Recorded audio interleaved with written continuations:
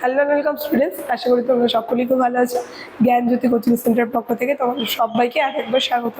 তো আমি মীরা ম্যাম, আমি আজ তোমাদের যে টপিকটা নিয়ে আলোচনা করবো তোমাদের সেমিস্টার থেকে, সেটা হচ্ছে কৃত্তিবাসী ও যে রামায়ণের যে লঙ্কা কাণ্ড রয়েছে সেটা নিয়ে আলোচনা। ঠিক আছে, এর আগে কিন্তু আমি আদিকাণ্ড নিয়ে আলোচনা করেছি, ক্লাসটা না দেখে থাকলে অবশ্যই একবার দেখে নেবে, কারণ এই সেমিস্টার থেকে কিন্তু কেবল আমি শুরু করেছি, এই নিয়ে কিন্তু 3 নম্বর ক্লাস এটা।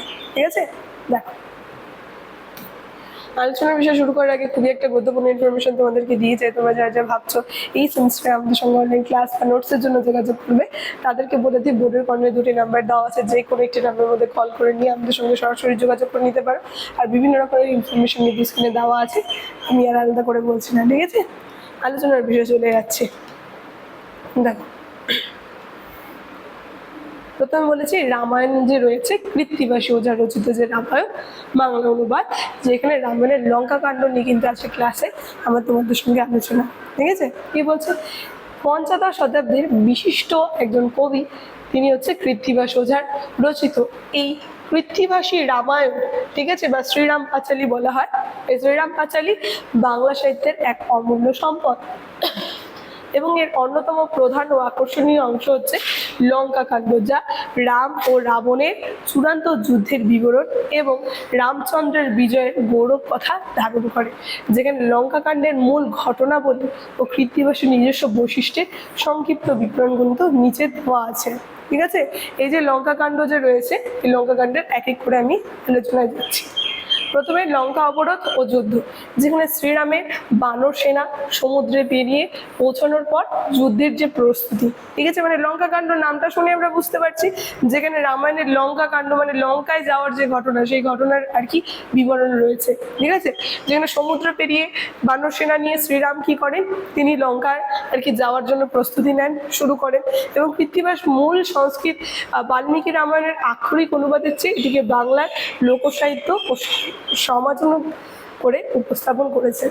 ঠিক আছে, 2 নম্বর কি বলছে, বিখ্যাত চরিত্র ও কাহিনী, যেখানে আমরা এই লঙ্কা কাণ্ডের মধ্যে সব থেকে বিখ্যাত চরিত্র যে রয়েছে কুম্ভকর্ণের যে যুদ্ধ, কুম্ভকর্ণের যুদ্ধের সম্পর্কে কিন্তু আমরা জানতে পারছি। ঠিক আছে, অকালে নিদ্রাভঙ্গ হওয়ার পর কিন্তু রাক্ষস রাজ্যে রয়েছে রাবণ তার ভাই কুম্ভকর্ণকে যুদ্ধে পাঠায়। তাহলে আমরা দেখতে পাচ্ছি, মানে তার সময় রাখে, কুম্ভকর্ণ যে রয়েছে তাকে যে সময় দিয়েছিল যে 6 মাস কিন্তু তিনি নিদ্রায় থাকবে। ঠিক আছে, এই বর পেয়েছিল। তো তার আগে কিন্তু তার আর কি ঘুম ভাঙানো হয়, আর এই কথা কিন্তু বলে দিয়েছিল তার আগে ঘুম ভাঙলে পরে কিন্তু একটা বিশাল যুদ্ধ হবে। ঠিক আছে, তো তাই আমরা দেখতে পাচ্ছি রাবণ কি করে, তার ভাই যে রয়েছে কুম্ভকর্ণকে নিদ্রা ভঙ্গ করার পর কিন্তু রাক্ষসরাজ রাবণ যে রয়েছে কুম্ভকর্ণকে কিন্তু যুদ্ধে পাঠান।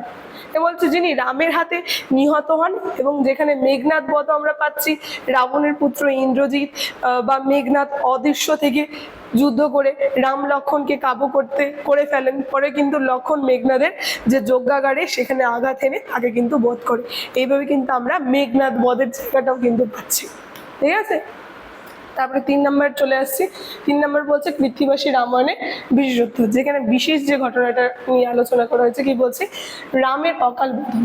লঙ্কাকাণ্ডে কৃত্তিবাসের সবচেয়ে বড় মৌলিক সংযোজন হচ্ছে শরৎকালে দেবী দুর্গার আরাধনা ও রামচন্দ্র কর্তৃত্ব দুর্যোগসবের আয়োজন। ঠিক আছে, যেখানে শরৎকালে আমরা দেখতে পাচ্ছি, এই শরৎকালে কিন্তু কি করছে আর কি দেবী দুর্গার আরাধনা করছেন রামচন্দ্র। ঠিক আছে, যেখানে আমরা এই যে দুর্গা পূজা যে দেখতে পাচ্ছি শরৎকালে যেটা হয়, রামচন্দ্র কিন্তু করেছেন এই পূজাটা, এবং রামচন্দ্রের কর্তৃত্ব দুর্গা উৎসবের আয়োজন হয়, এবং দুর্গা পূজার মাধ্যমে রামচন্দ্র দেবীর আশীর্বাদ লাভ করে, এবং গন্ধমাদন ও লক্ষণ শক্তিশালী, যেখানে লক্ষণ যখন মেঘনাদ ছোঁয়া শক্তিশালী আহত হন, তখন হনুমান গন্ধমাদন পর্বত থেকে বিশালজ্ঞকরণী সঞ্জীবনী ওষুধ, সঞ্জীবনী যে বটি শুনেছি আমরা, সেই সঞ্জীবনী বটি কিন্তু নিয়ে আসে।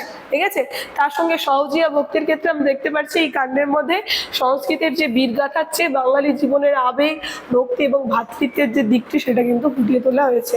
ঠিক আছে, 4 নম্বর কি বলছে, রাবণ বধ ও সীতা উদ্ধার, যেখানে প্রবল যুদ্ধের পর শ্রীরামচন্দ্র রাবণের নাভিকুণ্ডে তীর নিক্ষেপ করে।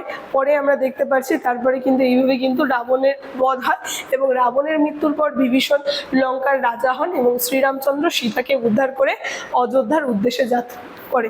তো এইগুলো সমস্ত কিছু কিন্তু আমরা দেখতে পাচ্ছি, এই ঘটনাগুলো কিন্তু লঙ্কা কাণ্ডের মধ্যে রয়েছে, যেখানে লঙ্কাকে কেন্দ্র করে সেখান থেকে যে যাত্রাপথ শুরু করেছিল সেখান থেকে শেষ অবধি রাবণের বধ অবধি কিন্তু আমরা দেখতে পাচ্ছি লঙ্কা কাণ্ডের মধ্যে রয়েছে ঘটনা। যেখানে উপসংহারে সবশেষে বলতে পারছি, কৃত্তিবাসী ওঝা বাংলা রামের কাহিনী এত সহজ ও পড়ার ছন্দে তার সঙ্গে পাঁচালী সুরে পরিবেশন করেছেন যে এটি আজও বাঙালির ঘরে ঘরে সমাদিত, এবং এই মহাকাব্যের বিস্তারিত পাঠ তার সঙ্গে ঐতিহাসিক প্রেক্ষাপট সম্পর্কে জানতে আপনি বাংলা সাহিত্য পাঠ করলে কিন্তু আমরা বুঝতে পারবো। ঠিক আছে, তাহলে আজকের আলোচনার বিষয় কিন্তু আমার এতটাই ছিল, কৃত্তিবাসী ওঝার রামায়ণের যে লঙ্কা কাণ্ড থেকে আলোচনার বিষয় আমি এখানে শেষ করছি। ভিডিওটি শুরু থেকে শেষ হতে দেখার জন্য থ্যাংক ইউ।